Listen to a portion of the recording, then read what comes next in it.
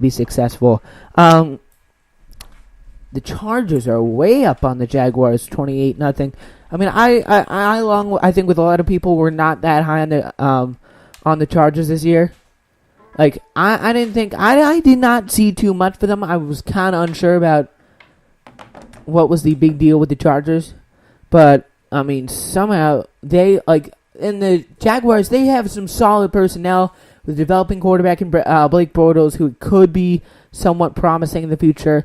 Like, they are a solid team, and the Falcons, and the Chargers are beating up on them by 28 points now. Very solid. So, let's see. Right now, they're attempting to go down the field right now. The Jaguars are, as Blake Bortles just completed a pass to Julius Thomas for, 17 yards, I see. Then an incompletion, intended for Lewis. And so, yeah, I mean, I'm actually watching and following this game. I am very, very surprised about this whole thing. I mean, I really am. And, because, I mean, I was a lot higher on the Jaguars. Hey, but it is one game. I don't know, like, what the rest of this means. They could even come back. And you know what I think should really come back is what am I trying to say? The Indianapolis Colts here. I mean, Andrew Luck, he is trying his best, but people are getting injured. They're getting beat up left and right. And, I mean, the people, like, let's be honest, the people he has aren't even that good. Like, the people he has are, I mean, anyone, like, whenever Andrew Luck's that monster contract gets up, I mean, I'd be looking out. I really would be. Because Andrew Luck deserves better than T.Y. Hilton, or maybe as his targets. He doesn't deserve better. He needs better. I mean, he's no Tom Brady. He's a very, very good quarterback, but he is no Tom Brady. And see, he just tied it up there. It was 6-13. Now it's 12-13. And this is an interesting tweet there by Mike Wales, NFL. I mean, the trust level Andrew Luck has in Philip Dorsett is incredible. He throws it up and lets the second-year receiver go get it. I mean, I don't think it's the trust he has in him, but it's the trust he's forced to have in him because he has no other real options. That is the important thing. So, like he needs to have that. And a big, big blow as the extra point ties it up now for this game. DeMarcus Ware was injured in the Andrew Luck scramble there. That's going to be a big blow. This defense for the Broncos to have any success in terms of winning games needs to be healthy. I mean, Trevor Siemian is not guiding a banged up secondary very far at all. Like, that is for sure. I mean, he's not getting them anywhere if they don't have Von Miller, DeMarcus Ware, Aqib Talib. Like, they need the secondary for success in Denver. There's no doubt about that. And, yeah, I mean, I think that's the thing. So, just looking through here, Titans coming back on the Lions. To me, that was probably one of the most more impressive things on the day. With Marcus Mariota using the weapons he has, which are not too potent. So, big shout out to Marcus Mariota on that one. So, there. And so, yeah, they did rally on a second TD pass to Andrew Johnson with about 13 left, lifting the Tennessee Titans to a 16-15 win over the Detroit Lions. So, let's see. 238 passing yards for Marcus Mariota, 260 for Stafford. Completion percentage for Mariota was, let's see here, was about 75%. And I mean, don't get me wrong, these quarterbacks did very, very, very well. But the thing is, Let's see here. I'm just going to pull this up.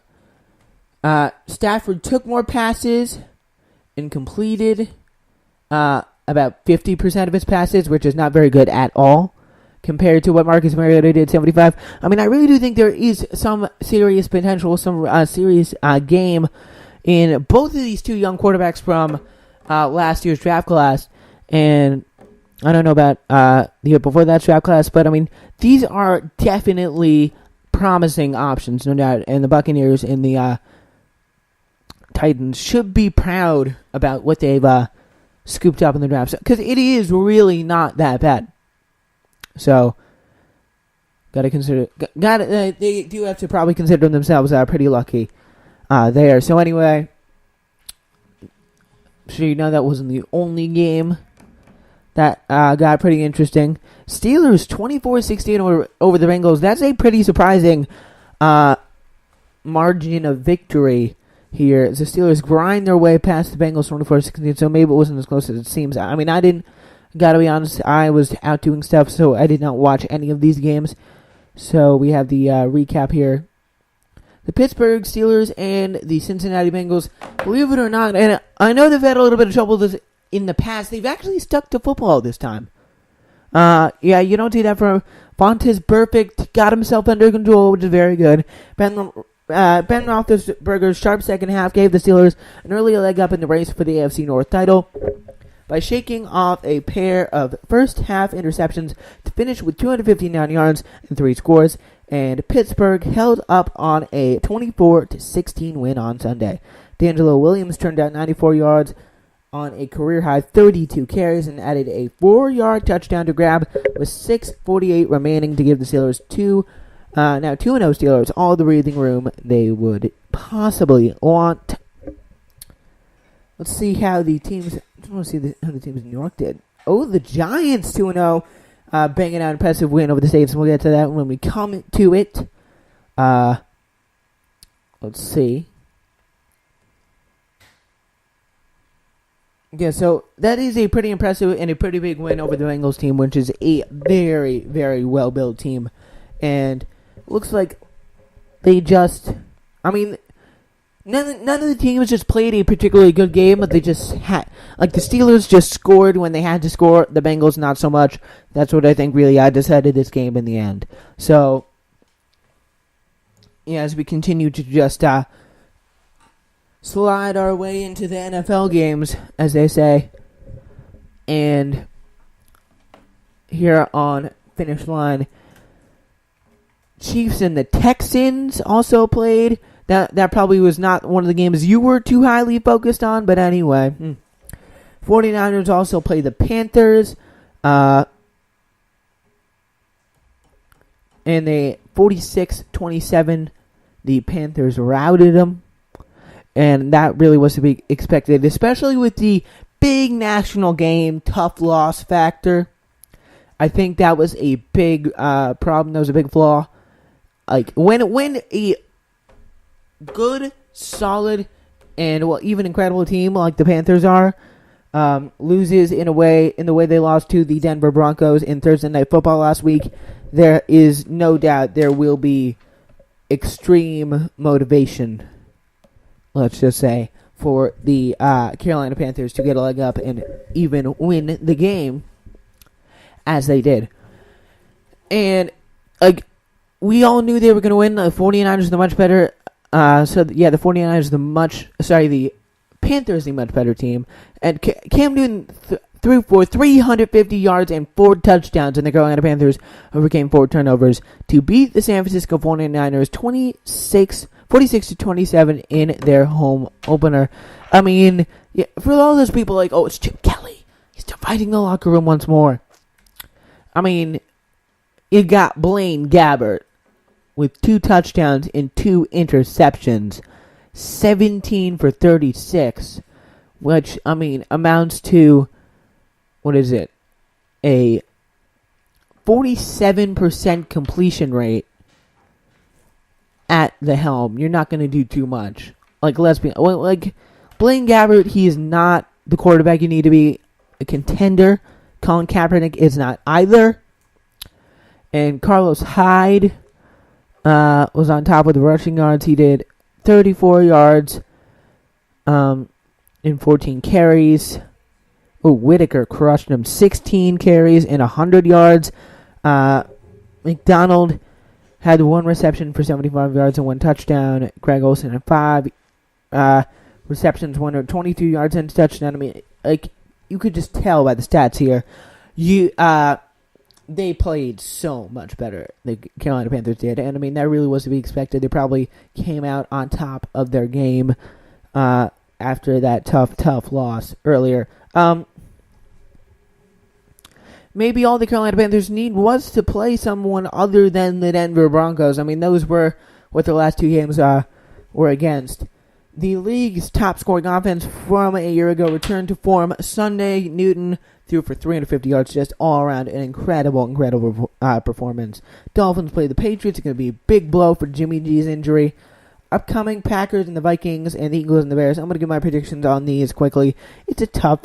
I think the Packers will get the edge over the Vikings. Aaron Rodgers is just going to dismantle and totally outplay the Vikings offense with of course, the Vikings offense has the absence of their big guy, their big number one, Teddy Bridgewater. He is out and down for the count, as I'm sure you know, as he was injured in the preseason. And okay? Yeah. As I'm sure you know, and so I don't think it's going to be a very close one tonight on NBC, but it could be a little bit different with the Eagles and the Bears. It's not going to be very good football at all. At all. And the Eagles play the Bears. None of them are good teams. The Eagles should have lost, but they played against the Browns, so they won. The Browns could very well go over 16. I wouldn't be surprised. Chicago's getting the edge in this one, 58.5% according to the ESPN's matchup predictor from the ESPN FPI. 58.5 to 41.1. So it is going to be a close game. It's going to be Carson Wentz versus Jay Cutler. And, I mean, I really am kind of wondering about this. Let's see. The Eagles are favored by 3 points. That's interesting. And, let's see, preview. Let's get a preview on this game. Because, I mean, I really want to, for all the people who are out there checking out the podcast, I really want to provide the best information that I can on this whole subject. Let's see. I mean, he won't catch the Bears by surprise. I don't think Carson Wentz is going to get the Bears by surprise. I don't think that will be. But, I mean, he could. I mean, he scored in his NFL debut against the Philadelphia Eagles, but hey, that was against the Browns. So it kind of takes away a little bit of everything. Now, the strong-armed rookie quarterback will have an opportunity to showcase his skills under the lights. He'll play his first primetime game against the 0-1 Bears on Monday night. So, I mean, I do think that will be interesting. His jersey, by the way, shot to number 1 on NFL online sales. That's actually pretty good. I mean, considering he's Carson Wentz, but he's only played one game, and that game was against the Browns. I mean, that kind of puzzled me. It's not like he's a big personality or anything. I mean, just I'd read that random fact. I'm like, that's a little weird. Like, I mean, I'm a little confused by the fact that Carson Wentz has the best-selling jersey out of all these people. I mean, I really am. So, VP Joe Biden encouraged President Obama to get on the Wentz wagon. Instead, Obama, an ardent Bears fan, joked that he would visit Philadelphia and scout out what all the fuss was about. That's interesting. So, just read that there. And, yeah, that's going to be interesting. That is going to be, I think, a pretty tightly contested game there against. I mean, you know what? I think I'm going to go with a rookie bringing new blood into the team for the Eagles. I get them with a win. So Eagles and Packers are the winners of the last 2 games of NFL Week number 2. That's my predictions right there.